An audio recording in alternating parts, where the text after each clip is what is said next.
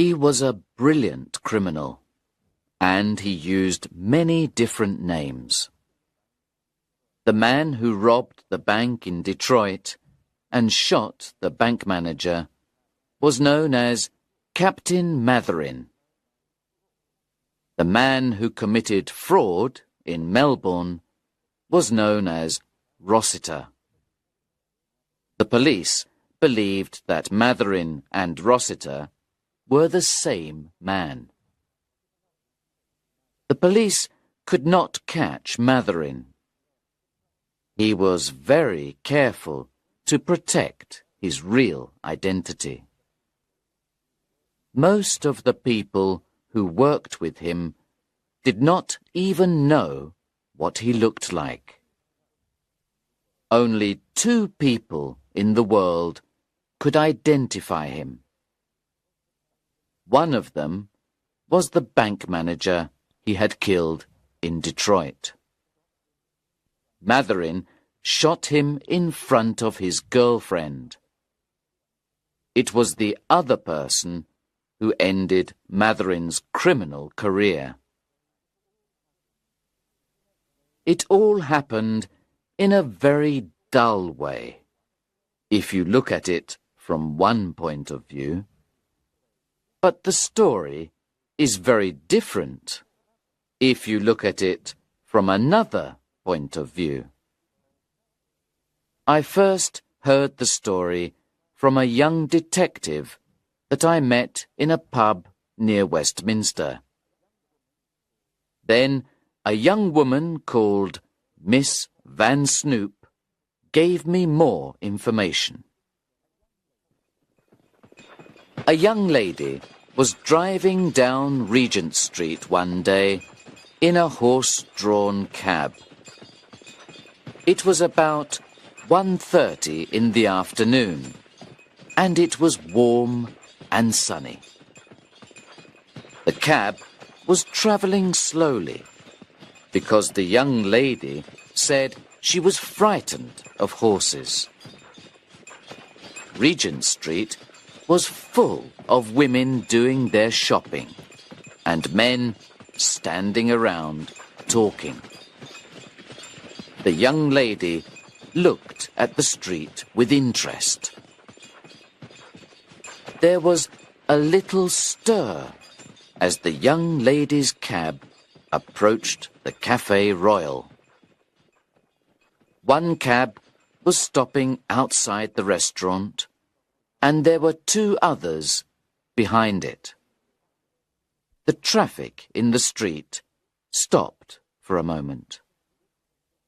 The girl looked at the people who were standing on the steps of the building. She sat back quickly in her seat. "Drop me here," she told the driver.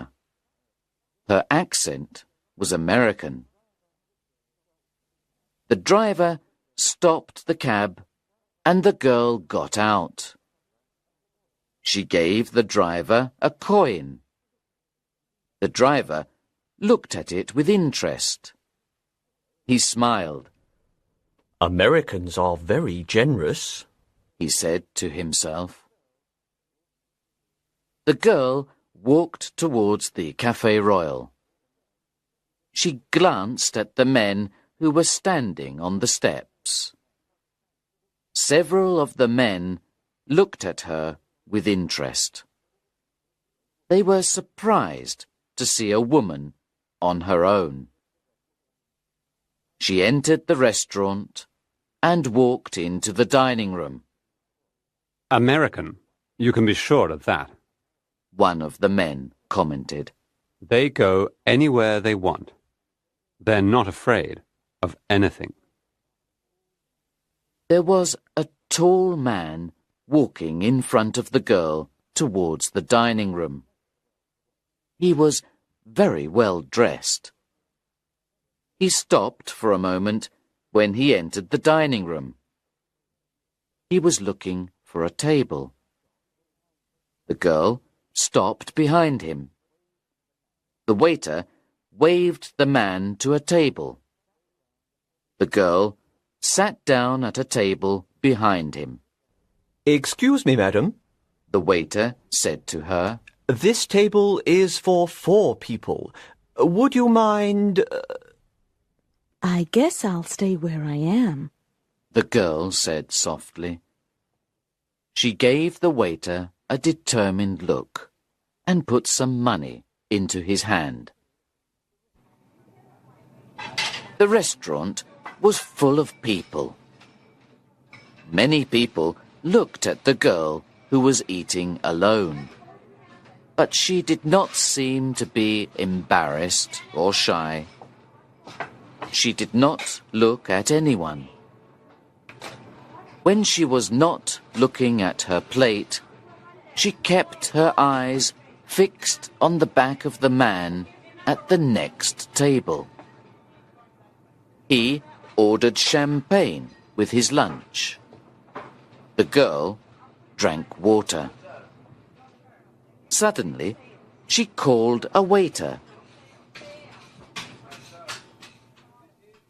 Please bring me a sheet of paper and my bill, she said quietly. The waiter came back with a sheet of paper. The girl thought for a few minutes. Then she began to write something. She folded the paper and put it in her purse. Then she paid her bill. A few minutes later, the man at the next table paid his bill as well. The girl put on her gloves and watched the man's back. The man got up to leave the dining room. He walked past the girl's table. She turned her face away and looked at a mirror on the wall. Then she too got up. She followed the man out of the dining room. The man stopped on the steps for a moment. The porter was talking to a policeman. He noticed the man and asked him if he wanted a cab. Yes, please. The man replied. Then the porter noticed the girl. She was standing behind the man. As he turned towards her, he saw that her hand was in the man's pocket. She was stealing something. She pulled her hand back quickly. What? The man cried out. He turned round to face the girl. Is something missing, sir? The porter asked him. My cigarette case. The man said. It's gone. What's this? Said the policeman. He stepped forward. The porter pointed at the girl. That woman has stolen this gentleman's cigarette case, he said. I saw her doing it. The man looked at the girl. Just give it back, he said quietly. I don't want to make a fuss about it. I haven't got it. The girl answered. I'm not a thief. I never touched your pocket. I saw her do it. The porter said again. Right, Said the policeman suddenly. you'll have to come with me, young lady. You too, sir. He said to the well-dressed man. We'll take a cab to the police station. I didn't steal anything. The girl said again. She got into the cab very calmly when it arrived. The policeman watched her carefully. He did not want her to throw anything out of the window. The well-dressed man sat quietly in the cab, looking out of the window. When they arrived at the police station, the girl denied the crime again. We'll have to search her, the inspector decided. She was taken to a room for an interview with the female searcher. The girl entered the room of the female searcher. As soon as the door was closed, she put her hand in her pocket. She took out the cigarette case and placed it on the table. There you are, the girl said. Now, she went on, I want you to look in this pocket. Find my purse and take it out. The woman took out the girl's purse. Open it, the girl ordered. There's a note inside, she said. Read it, please. The woman took out the note the girl had written in the restaurant. It said, I am going to steal something from this man. It is the only way to get him into a police station without violence. He is Colonel Matherin, alias Rossiter, alias Connell. The police in Detroit, New York, Melbourne, Colombo, and London want him. He is a very dangerous man. I am a New York detective, Nora Van Snoop.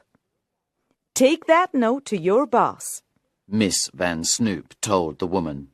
Do it now. The woman left the room and spoke to someone in the corridor. A few minutes later, the inspector came into the room. Don't worry, Miss Van Snoop told him. I've got my documents here with me. I can prove who I am. Are you sure that this is the man who shot the Detroit bank manager? The inspector asked her. Heavens! Miss Van Snoop cried. Didn't I see him shoot Will Stevens with my own eyes? Didn't I join the police to find him? The inspector left the room. The girl listened attentively. Then she heard a shout from the next room. What? The inspector came back. I think you're right, he told her. It is Matherin. But why didn't you ask the police to help you?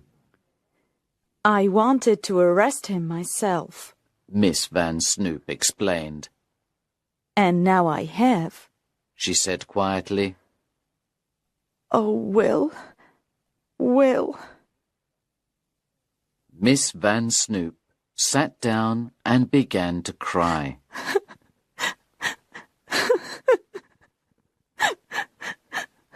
30 minutes later, she left the police station and went into a post office. She telegrammed her resignation from the New York police force.